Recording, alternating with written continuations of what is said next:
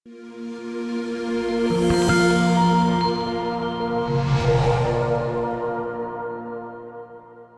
dashur bashkëqytetar e bashkëqytetare kudo ku jeni. Ja dhe një vit tjetër mbriti tek dera për dalë, duke lënë Shqipërinë më lart se në ditën kur hyri. Gjatë rrugtimit të këtij viti, shumica prej jush në Shqipëri, Europë,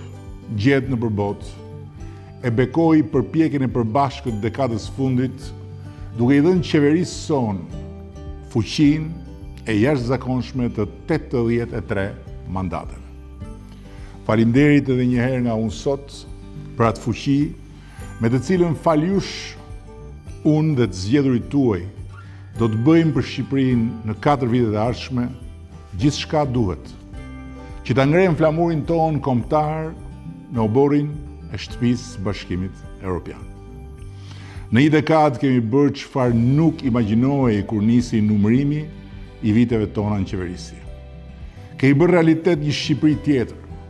ku këtë vit u mblodhën krejt udhëheqësit e Europës Demokratike, nga Parisi në Ankara dhe nga Kievi në Londër, për diskutuar të nesërmen e kontinentit tonë. Një Shqipëri tjetër, ku për 18 muaj do të mblidhen të gjithë udhëheqësit e NATO-s për samitin vjetor të Aleancës, që plot vendet tjera, të cilat kanë hyrë në NATO kohë përpara nesh, ende se kanë pasur privilegjin ta mikpresin. Një Shqipëri tjetër, e cila ndryshe nga jo shumë vite më parë, nuk ja ul më kokën asnjë shqiptari kur del jashtë kufive të saj, prej ku tani më vërshojnë drejt këtij vendi miliona e miliona turistë. Një Shqipëri tjetër, më e prekshme se kur në çdo skaj të saj, me Dibrën e kthyer në zgjatim Tiranës fal rrugës Arbrit, me Vermoshin, Thethin dhe Valbonën të kthyer në destinacione turistike, fal kthimit të shtigjeve të vjetra të dhive në akse me standarde evropiane, me Shkodrën e rilindur fal kthimit të shpresës dhe rikthimit të turizmit si burim ekonomie i tharë qysh prej viteve 30, me Lezhën, Beratin, Korçën, Pogradecin, Gjirokastrën, Përmetin, Tepelenën, Kolonjën e me radhë, të kthyer në qytetet rilindura dhe fshatra rrotulltyre ku vejvin njerëz nga Shqipëria dhe mbar botë, dhe hapen për t'i mikpritur dyer pas dyersh pas dyersh, dhe ku numrat e turistëve kanë arritur në shifra që nuk imagjinoheshin kur nisi kjo dekadë. Me luginën e lumit Vlorës të kthyer në një aks panoramik i Shqipërisë tjetër, ku të tjera akse të reja, autostradash, rrugësh, tunelesh të hapur në veri e në jug, me standarde europiane e ritëm të pandalur gjatë tyre viteve, i kanë dhënë kësaj Shqipërie jo thjesht infrastrukturë më të mirë, po energjinë ripërtritëse të një vendi në ngjitje të vazhdueshme. Të gjithë në transformim që vazhdon dhe do të vazhdojë pa ndalim me kantieret hapura e projekte të reja, drejt Shqipërisë 2030 në Bashkimin Evropian nuk e solli koha, siç thon disa, nuk e solën as alienët apo bandat siç bërtasin disa të fantaksur të tjerë, po e solli forca jonë qeverisëse, besimi juaj tek ne dhe besimi ynë i përbashkët tek Shqipëria. E solli puna paorare mira njerëzve, e ministrisë, agjencive shtetërore dhe kompanive private. Përpjekja e madhe në shumë fronte dhe betejës për Shqipërinë Evropiane, ku tmetat, dobësitë, gabimet, apo edhe rrëshqitjet ose mëkatet e disave brenda nesh nuk e zvoglojnë dot kurrësi për masën historike të një transformimi të tillë. Kjo është një Shqipëri tjetër. Edhe fal kthimit infrastrukturës digjitale nga një dorë kioskash me internet në një shtyllë qeverisëse me maturitet lartë, siç e vlerësojnë organizmat më prestigjioz ndërkombëtar të fushës. Një Shqipëri që 3 vitet e fundit kanë ngjitur plot 54 vende duke u renditur e 14-a,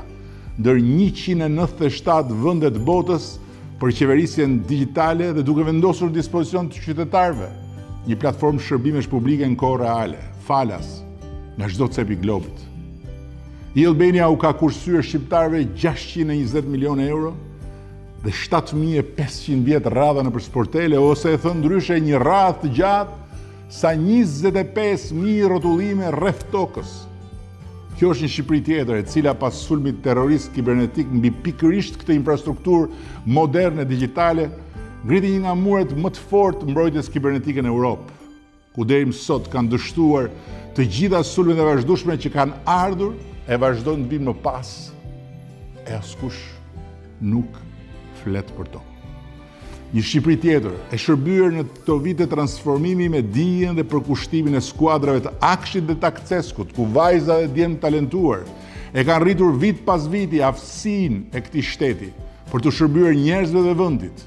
duke bërë Shqipërinë një histori suksesi edhe ndërkombëtarisht. Kjo është një Shqipëri tjetër e dalë nga errësirat kronike të ikjes dritave, fal vizionit, projekteve dhe punës këmbgulse, të mbështetur nga investimet vazhdueshme që kanë transformuar krejt panoramën e sektorit, duke rritur kapacitetet prodhuese, diversifikuar burimet e energjisë rinovueshme, ulur çmimin për konsumatorët familjar dhe duke ngjitur vit pas viti drejt marrjes së sovranitetit energjetik,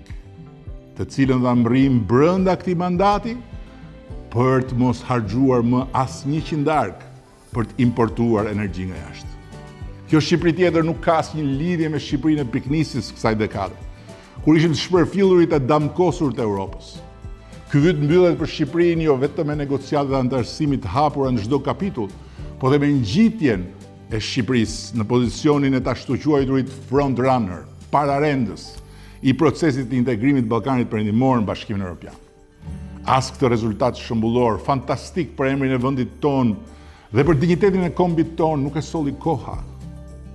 por përkushtimi i ekipit kombëtar të negociatave dhe dija, puna, këmbgulja e më shumë se 1000 patriotëve publik në ministrit dhe në institucionet e pavarura të shtetit shqiptar.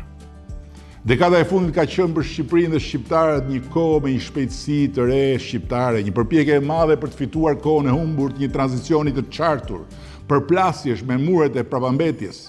një projekt kombëtar reformash transformuese për të hapur rrugën e të vërtetës sonë si popull evropian, që meriton të ulet në sofrën e përbashkët evropiane. Nuk është sot gjikundi koha për një nga ato fjalimet e mia të gjata. Ky është momenti për mua që t'ju siguroj se kohën e re të Shqipërisë nuk e kthen dot më mbrapsh askush. Dhe se më e mira është e gjitha përpara për Shqipërinë dhe shqiptarët. Që t'ju garantoj se viti i ardhshëm me ata pas tij do të sjellin dhe më shumë frute se sa ka sjellë deri më sot puna transformuese e kësaj dekade, dhe që t'ju uroj gëzuar, kudo ku jeni, me këdo që keni pranë dhe me shëndet e mbarësi në vitin që po hyn në derë. Gëzuar.